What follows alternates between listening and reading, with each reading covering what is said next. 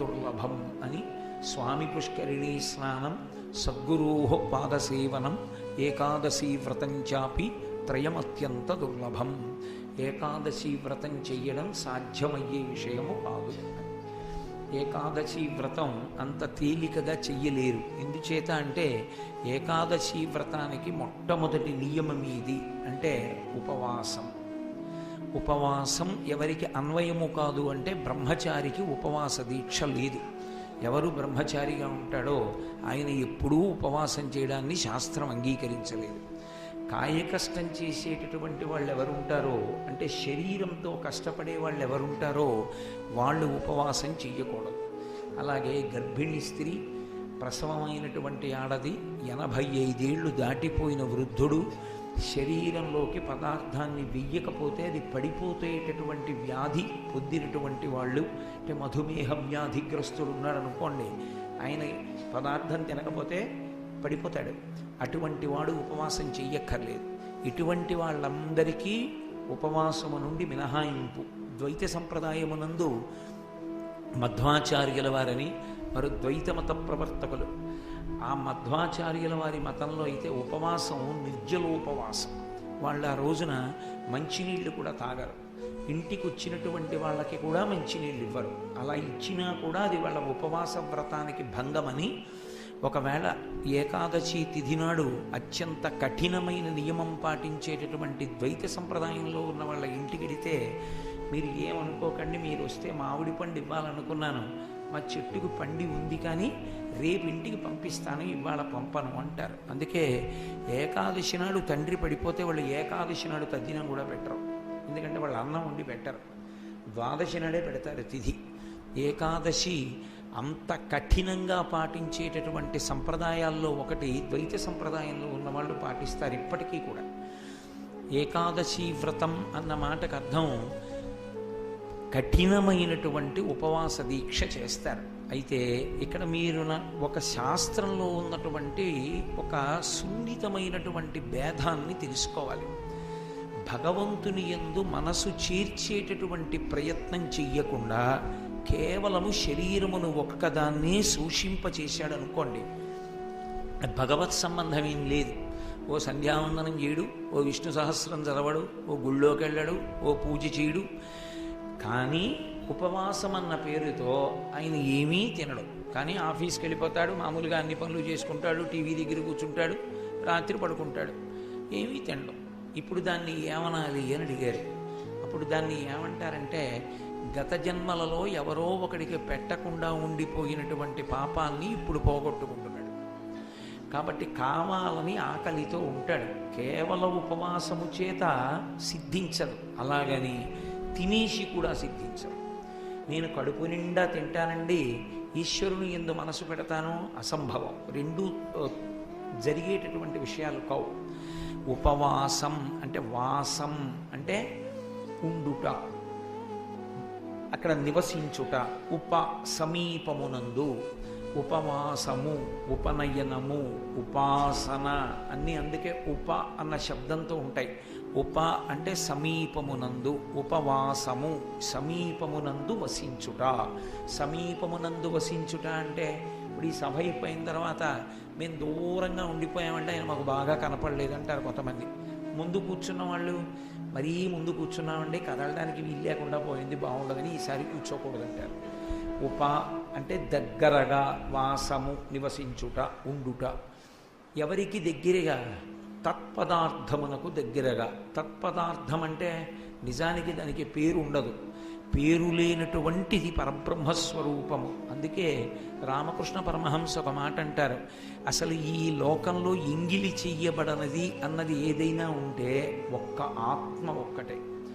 ఎంగిలి చెయ్యబడనది అంటే నోట్లోంచి వచ్చినది ఏదైనా ఎంగిలే కదూ.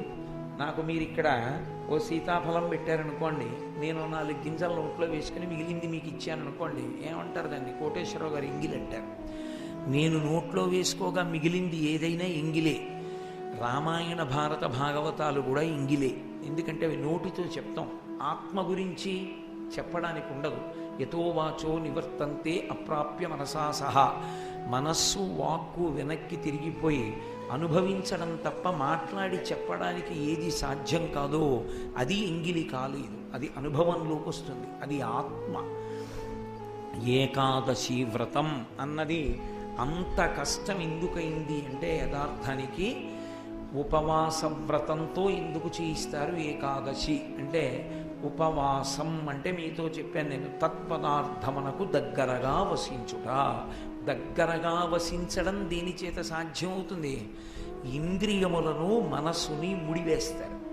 ఈ రెండిటిని ముడివేసి ఈ రెండిటికి మధ్య ఉండేటటువంటి పదార్థము, ఈ రెండిటి సమన్వయము, వీటి వలన వచ్చేటటువంటి ఉద్ధాన పతనములు, వీటి వలన తిరిగేటటువంటి జనన మరణ చక్రమును గురించి ఆలోచన చేస్తాడు.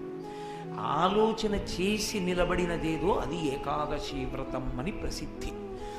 మీరేమిటో అన్నారు కానీ అంత స్పష్టంగా లేదండి అంటారు మీరు. నాకు తెలుసు, ఇంద్రియములు మనసు ఈ రెండు కూడా ఒక్క నిద్రాకాలమునందు తప్ప, నిద్రాకాలమునందంటే ఒక్క సుషుప్తిలో తప్ప, గాఢ నిద్రలో తప్ప రెండు అవస్థల యందు ఈ రెండు సమన్వయం అవుతుంటాయి. ఇంద్రియములు అంటే ఏకాదశం అని 11 ఇంద్రియములు ఉంటాయి మనకి. అసలు మనుష్యుని జీవితానికి ఉన్నటువంటి గొప్పతనం అదే. 11 ఇంద్రియములను అనుసంధానం చేస్తే 11వ రంధ్రంలోంచి వెళ్ళిపోతాడు. అందుకే జీవితమంతా ఏమి అని అడిగారు. జీవితమంతా రంధ్రాన్వేషణమే. రంధ్రాన్వేషణము అంటే కన్నమును వెతుకుట.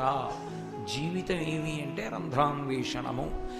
ఏ రంధ్రాన్ని అన్వేషించాలో అది అన్వేషించిన వాడు తరించిపోతాడు, అక్కర్లేని రంధ్రాన్వేషణ చేసిన వాడు నాశనం అయిపోతాడు. అంతే తేడా. వాడికి అదో అలవాటండి రంధ్రాన్వేషణ చేయడం అంటారు. రంధ్రాన్వేషణం అంటే ఏమిటో తెలుసా? మనకి కనపడేవి 9 కన్నాలు ఉంటాయి, అనుభవంలోకి వచ్చే కన్నాలు 9. 2 కళ్ళు, 2 ముక్కు కన్నాలు, 2 చెవి కన్నాలు 6, నోరు 7, మలద్వారం 8, మూత్రద్వారము 9. 9 రంధ్రములు. ఈ 9 రంధ్రముల గుండా బయటవి లోపలికెడతాయి, లోపలవి బయటికెడతాయి. ఇంకా సూక్ష్మమైనటువంటివి రోమకూపములు ఉంటాయి, వాటిని పెద్దగా లెక్కలోకి తీసుకోరు. ఈ 9టిని ప్రధానమైన రంధ్రములు. ఒకటి అమ్మ కడుపులోంచి బయటికి వచ్చినప్పుడు మూసుకుంటుంది, దాన్ని దశమ రంధ్రం అంటారు. బొడ్డు కడుపులో ఉండగా అమ్మ తిన్న అన్నం నాభిగొట్టంలోంచి లోపలికి వెడుతుంది అని, నాభిగొట్టంతో అనుసంధానం అవుతుంది. అది అమ్మకి బిడ్డకి పోషణకి సంబంధించినటువంటి మార్గము. అందుకని నాభి సంబంధము 10వది. అది బయటికి వచ్చినప్పుడు కోసేస్తారు. నాభి తెగిపోతుంది, హృదయ సంబంధం మిగిలిపోతుంది. వీడు నా కొడుకు అన్న భావన, ఈమె నా తల్లి అన్న భావన నిలబడిపోతాయి. హృదయ సంబంధము మిగులుతుంది, నాభి సంబంధము తెగిపోతుంది. నాభి సంబంధం తెగిపోయి నాభి మూసుకుపోతుంది. అక్కడతో 10వ రంధ్రం మూసుకుంది అని. 11వ రంధ్రం తెరుచుకోవలసినటువంటి రంధ్రమునకు దారి వెతుకుతారు. దాన్ని ఏకాదశి వ్రతం అని పిలుస్తారు.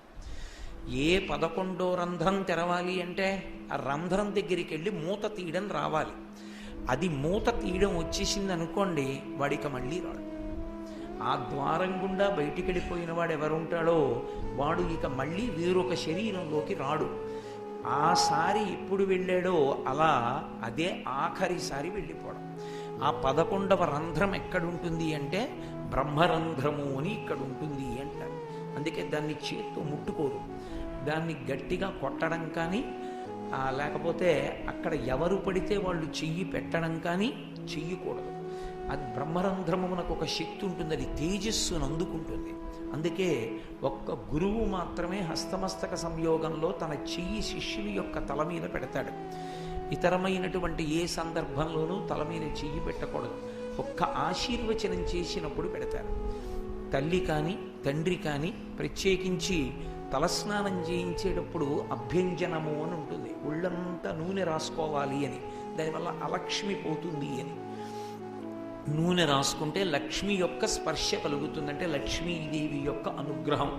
తైలే లక్ష్మి జలే గంగా అని పర్వదినాల్లో నీటి యందు గంగా, నూనె యందు లక్ష్మి ప్రవేశిస్తాయి. దాని అభ్యంజనము. ఒంటికి నూనె రాసుకుని తల నుంచి స్నానం చేస్తారు. చేసే ముందు తల్లి మాడు మీద నూనె పెట్టి చెయ్యి పెట్టి ఆశీర్వచనం చేస్తుంది.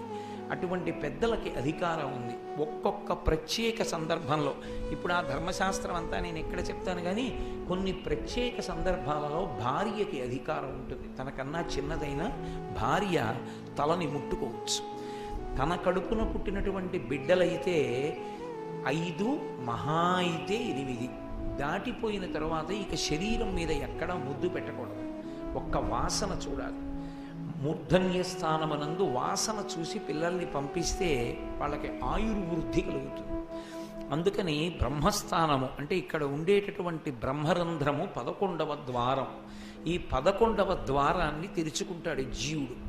ఊర్ధ్వముఖ చలనం చేసి కింద నుంచి పైకెక్కుతాడు.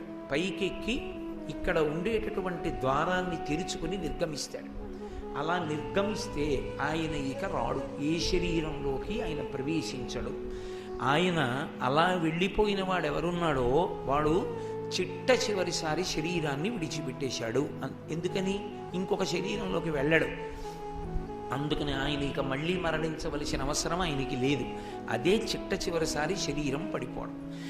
ఆ రంధ్రమును వెతుక్కోవడం, దాన్ని ఎలా తెరవాలి అన్న మార్గం తెలుసుకోవడాన్ని రంధ్రాన్వేషణము అంటారు. జీవితమంతా రంధ్రాన్వేషణమే.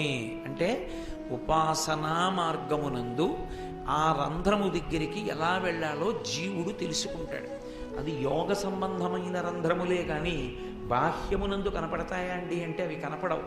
అందుకే వివేకానందుడు పంచాంగంలో తిథి దగ్గర ఎర్రసిరాతో గీత గీసుకున్నాడు. శిష్యులకు అర్థం కాలేదు ఎందుకు గీత గీశాడు. ఖచ్చితంగా అన్ని గంటల, అన్ని నిమిషాల, అన్ని క్షణాలు పూర్తయ్యేటప్పటికీ ఆయన బ్రహ్మరంధ్రం చిట్లిపోయి నెత్తురు పైకి చిమ్మి కింద పడిపోయాడు.